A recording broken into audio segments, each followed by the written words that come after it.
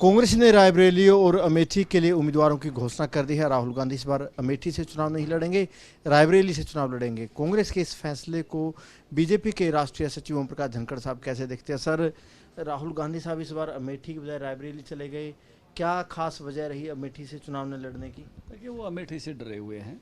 पिछली बार की हार का खौफ उनके दिल से गया नहीं हुआ है, इसलिए मैं स्मृति ईरानी जी को एडवांस में बधाई देता हूँ उनकी जीत की। और वो भय के मारे उधर गए हैं। और जो जानकारियाँ तो मैं नहीं कहूँगा, क्योंकि राजनीति में बहुत सारी बातें बहुत तरह से आती हैं, लेकिन उन्होंने एक तरह से अपनी बहन के साथ भी न्याय नहीं किया। लोग उम्मीद कर रहे थे, रायबरेली के लोग भी उम्मीद कर रहे थे, और सबको लग रहा था कि प्रियंका गांधी को वहाँ उतारेंगे तो उनका साथ अन्याय करते हुए वो वहाँ पहुँच गए, और अमेठी से डरते हुए जो है वो वहाँ पहुँच गए। तो ये बहस के पर आधारित निर्णय है, और एक तरह से बहन का हक मारने का निर्णय है। अगर बात करें, अमेठी एक तरीके से पैतृक सीट थी सालों से। चलो, पिछली बार स्मृति ईरानी जी जीत गई थी राहुल गांधी को हरा के, लेकिन एक पैतृक सीट थी। सीट छोड़ना भविष्य में कितना बड़ा नुकसानदायक रहेगा गांधी परिवार के लिए, कांग्रेस के लिए? कुछ लाइनें हैं, क्या हार में क्या जीत में, तनिक नहीं भयभीत में, कर्तव्य पथ पर जो भी मिला ये भी सही वो भी सही। तो राजनीतिक जीवन में हो, कितने बड़े बड़े दिग्गजों के जीवन में हार आई है। हमने देखा है, अटल जी के जीवन में भी देखा है, हमने यहाँ चौधरी देवीलाल जी के जीवन में भी देखा है। अनेक लोग ऐसे हार जीत में से नेता निकलते रहते हैं। तो इसलिए राजनीति में लगातार चलना, हर वातावरण में चलना, तो इसलिए पहले वो भागकर वायनाड गए, वायनाड से अब वो रायबरेली को सुरक्षित मान के वहाँ चले गए। तो वो डर गए अमेठी में। यही सब जगह उसका मैसेज है, कोई छुपावा नहीं है, क्योंकि पूरे देश की अपेक्षा यही थी कि दोनों भाई बहन अमेठी से जो है राहुल गांधी लड़ेंगे और रायबरेली से प्रियंका गांधी लड़ेंगी। तो इसलिए उन्होंने वो प्रियंका का हक भी मार दिया, और भय के कारण से वो जो है पराजय। अगर लगा के पहले पूछ रहा हूँ, वायनाड की बात करें, वायनाड से राहुल गांधी सांसद बने, अब रायबरेली से चुनाव लड़ रहे हैं। अगर मान लीजिए वो दोनों सीट से चुनाव लड़ें, वो वायनाड छोड़ेंगे, रायबरेली छोड़ेंगे, तब भी उनके आगे धर्म संकट रहेगा राहुल गांधी के सामने। देखिए, वो तो उनके अपने फैसले हैं। वैसे वो हमेशा ही कन्फ्यूजन में है, कभी विजन में तो मुझे दिखाई नहीं दिए। बहुत वर्षों से मैं भी राजनीति में हूँ। उनकी किसी बात से शायद आप कुछ समझ पाए हो, लेकिन बहुत सारे लोग मुझे मिलते हैं जो उनकी बात में क्या क्लैरिटी है, वो कौन सी बात कहाँ कहना चाहते हैं, तो उनकी क्लैरिटी का अभाव रहता है। और यही संकट है उनके लिए। तो बीजेपी के पास विजन है और राहुल जी के पास कन्फ्यूजन है। अब हरियाणा की बात कर लेते हैं सर। हरियाणा में चुनाव कैसा चल रहा है बीजेपी का? अब से थोड़ी देर पहले बरवाला से जेजेपी विधायक है सिहाग साहब, जोगराम सिहाग, उन्होंने अनाउंसमेंट किया कि वो इस लोकसभा चुनाव में रणजीत चौटाला की मदद करेंगे। और उनके इस फैसले का बीजेपी को कितना फायदा होगा? देखिए, निश्चित रूप से देखिए, भारतीय जनता पार्टी एक प्रमुख दल हरियाणा में 2014 के बाद से है, और 19 में हमने 10 की 10 सीटें जीती थी। सरकार हमारी 14 से 19 तक रही। 19 के बाद हमारी साझे की सरकार रही, और लोग बीजेपी को अब प्यार करते हैं, मोदी जी को प्यार करते हैं। और फिर से वो अपना जो जन समर्थन है 2019 में जैसा था वैसा का वैसा लोग दोहराएंगे। लेकिन कांग्रेस दावा कर रही है कि इस बार कड़ी टक्कर आपको देगी। पिछले दिनों आपने देखा चंडीगढ़ में निशान सिंह, जो जेजेपी के पूर्व अध्यक्ष थे हरियाणा के, वो कांग्रेस में चले गए। इसके अलावा रामकरण काला, जो जेजेपी विधायक है, उनके दो बेटे जो जिला पार्षद थे, पूर्व जिला पार्षद थे, वो कांग्रेस में चले गए। कांग्रेस भी बराबर सी की टक्कर दे रही है, आपको लगता है? देखिए, कांग्रेस की हालत टिकट बंटने के बाद जो हुई है, मतलब आप देखिए जितनी अंतर्कलह है कांग्रेस में है। दिल्ली में लवली जी छोड़कर चले गए, प्रदेश अध्यक्ष छोड़ कर चले गए। आज दलाल साहब का बयान अभी थोड़ी देर पहले मैं देख रहा था। चुनाव नहीं लड़ेंगे वो तो ठीक है, लेकिन उनका अस्वस्थ होना, किरण चौधरी का किस प्रकार से मन अस्वस्थ है, उनका तो बयान ही आ गया था कि जैसी सेवा कांग्रेस के कैंडिडेट दान सिंह ने हमारी की थी वैसी सेवा उनकी करेंगे। इसी कैप्टन अजय यादव, उनका बेटा चिरंजीव सुखविंदर सिंह जो पुराने सो थी। तो इसको क्या कहोगे आप? जो पार्टी ना संगठन बना पाई, ना अपना घर संभाल पा रही है, उससे किस प्रकार की उम्मीद आप रख सकते हो? तो मुझे नहीं लगता कि कांग्रेस की इस प्रकार के वातावरण से कोई लोग उम्मीद लगा के रख सकते हैं।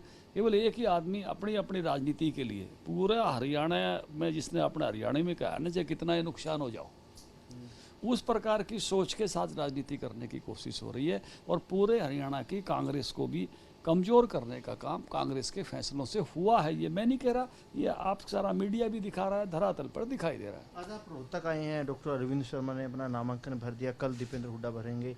रोहतक की लड़ाई कितनी आसान है इस बार बीजेपी के लिए? जो सीट आपने पिछली बार जीती थी, बचा पाएंगे? देखिए, रोहतक के लोग देशभक्त हैं, रोहतक के लोगों का इस बात को बड़ा मजा आया, धारा 370 टूटी। दीपेंद्र वोट देता तो कहाँ देता, धारा 370 को बचाने में देता। अब यूसीसी आने वाला है, यूनिफॉर्म सिविल कोड। रोहतक का हर आदमी देशभक्त है, वो चाहता है जैसे बाबा साहब अम्बेडकर चाहते थे कि देश में एक कानून हो, वो उसके पक्ष में वोट देना चाहता है। वो ऐसी जगह नहीं वोट देना चाहेगा जहाँ दूसरी कहानी हो, पर्सनल लॉज की कहानी हो, अलग अलग धर्म के हिसाब से फैसले हों, शादी विवाह उस प्रकार के हिसाब से हों। तो ये तो जाके खड़ा वहाँ होगा ना जहाँ इस प्रकार की ताकतें खड़ी होती हैं, जिनका घोषणा पत्र में ही संपत्ति के विभाजन की बात है, जिनके घोषणा पत्र में ही बहुसंख्यकवाद के विरोध की बात है। कौन है इस देश में बहुसंख्यक, कौन है इस देश में बहुसंख्यक? उसके विरोध की सीधी सीधी बात जिन्होंने अपने घोषणा पत्र में लिख रखी है, उसके बाद भी अगर किसी को समझ में नहीं आए तो मुझे लगता है इतनी इससे स्पष्ट तो कांग्रेस कह नहीं सकती। कांग्रेस ने तो साफ कहा है कि हम बहुसंख्यकवाद के खिलाफ हैं। हु इज बहुसंख्यक? हम यहाँ बहुसंख्यक हैं भाई, हमारे खिलाफ वो खुल के लिख रहे हैं अपने घोषणा पत्र में, तो कोई पट्टी तो बांधी हुई नहीं है। तो ये जो अगर वोट जाएगी दीपेंद्र को तो कहाँ जाएगी? हमारे विरोध में जाएगी, ये साफ कह रहे हो घोषणा पत्र के माध्यम से। आर्टिकल 370 को फिर से बहाल करने में जाएगी। राम मंदिर के खिलाफ 25-25 वकील खड़े किए थे। यूसीसी बीजेपी लाना चाहेगी, वो रोकने में जाएगी। तो रोहतक के लोग तो सुस्पष्ट देशभक्त हैं, बलिदानी हैं। जब मैं कहता हूँ ना, जिस कश्मीर को खून से सींचा वो कश्मीर हमारा है। हर गांव का खून हमारे हर गांव से शहीद है, कश्मीर में शहीद है। ग्राम गोरोपट लगवाए थे मैंने, वो कश्मीर 75 साल से हमने बचा के रखा। इसलिए सबसे ज़्यादा खुशी धारा 370 टूटने की हुई तो हमारे इलाके में हुई। हम कश्मीर के गाँव के नाम ऐसे लेते हैं जैसे आपने बालोट का, कंसाड़ा का, यहाँ के नाम लेते हैं, भौर का। सर एक आखिरी सवाल कर लेता हूँ। आज रक्षा मंत्री राजनाथ सिंह साहब आए, जो बड़े लीडर हैं, उनके कब कब के कार्यक्रम हैं? कुछ कार्यक्रम बने हैं? सवाल जवाब का सिलसिला ऐसे ही बनाए रखना, आखिरी सवाल नहीं होना चाहिए, ये सिलसिले चलते रहने चाहिए।